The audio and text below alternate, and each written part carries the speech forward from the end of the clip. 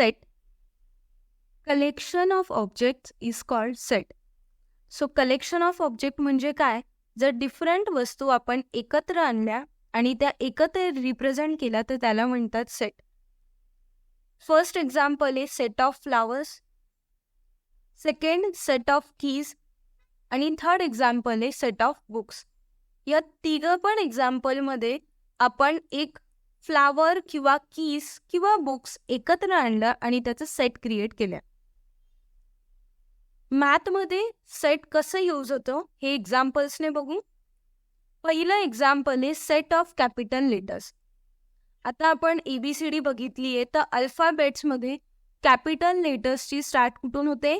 A पासून, नंतर B, C, D आणि Z पर्यंत. तो हे लेटर जेव्हा एकत्र आणू तेव्हा त्याला म्हणणार set of capital letters. Second example आहे set of natural numbers. Natural नंबर्सची स्टार्टिंग नेहमी 1 पासून होते. So 1, 2, 3, 4, 5 and so on. Natural numbers कधीच एंड होत नाहीत, म्हणून आपण हे जे डॉट डॉट यूज केले याचा अर्थ काय की याच्या पुढं सुद्धा नॅचरल नंबर्स असतील. थर्ड एक्झाम्पल बघणार आहोत सेट ऑफ होल नंबर्स. जसं नॅचरल नंबरची स्टार्टिंग 1 पासून होते, सेम होल नंबरची स्टार्टिंग 0 पासून होते. तो होल नंबर लिहिताना काय लिहिणार? स्टार्टमध्ये 0, 1, 2, 3, 4 and so on.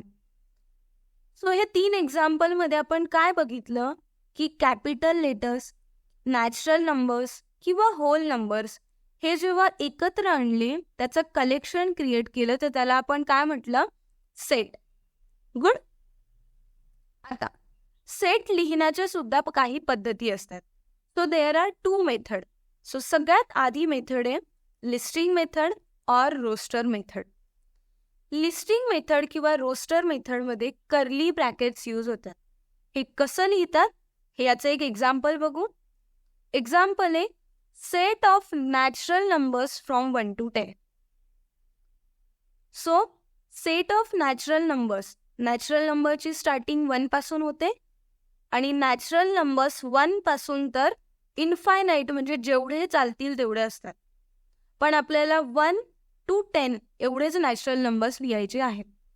So set आधी A डिफाईन केला आणि 1 to 10 मध्ये किती नंबर्स येतात? 1, 2, 3, 4, 5, 6, 7, 8, 9 अँड 10.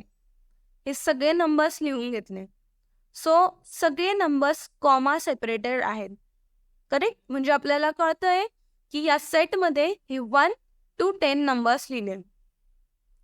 लिस्टिंग मेथडमध्ये सगळ्यात इम्पॉर्टंट असतं की आपण कर्ली ब्रॅकेट्स यूज करतो.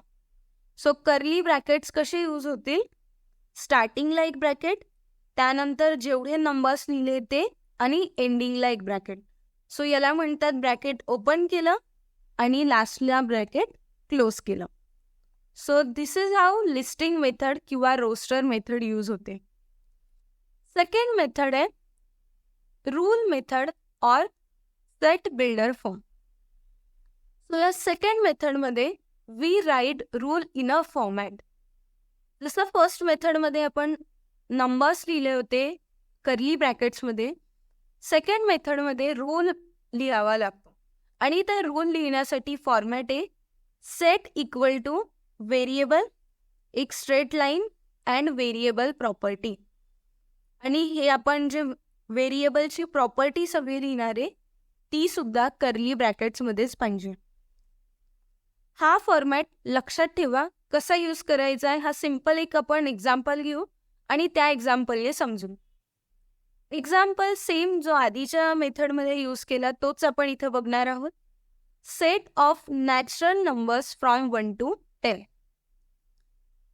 सेट म्हणजे काय असतं की एक आपण व्हॅल्यू असाइन करतो. जसं मी A लिहितोय तर हा झाला सेट A.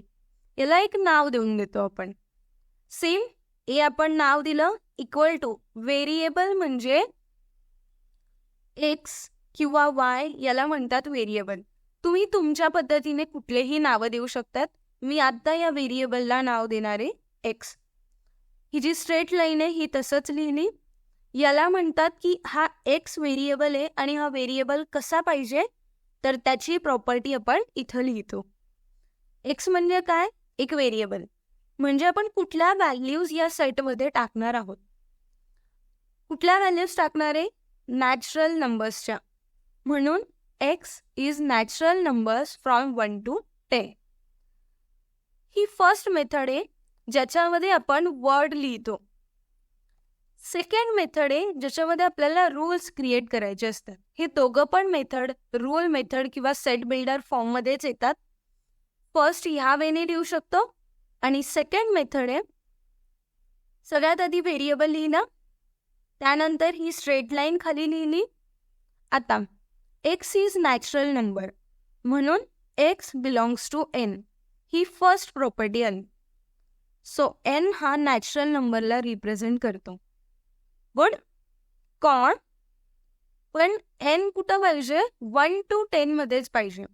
म्हणून हा सेकंड रूल याच्यामध्ये लिहावा लागेल की 1 less than or equal to n, म्हणजे एन हा एकापेक्षा मोठा किंवा 1 पाहिजे. Or less than or equal to 10 म्हणजे जेवढे पण तुम्ही याच्यात व्हॅल्यू लिहिणार ते 10 पेक्षा कमी किंवा 10 पाहिजे, जे आपल्याला एक्झाम्पलमध्येच दिलेलं होतं. सो या दोन वेने आपण रूल मेथड किंवा सेट बिल्डर फॉर्म लिहू शकतो.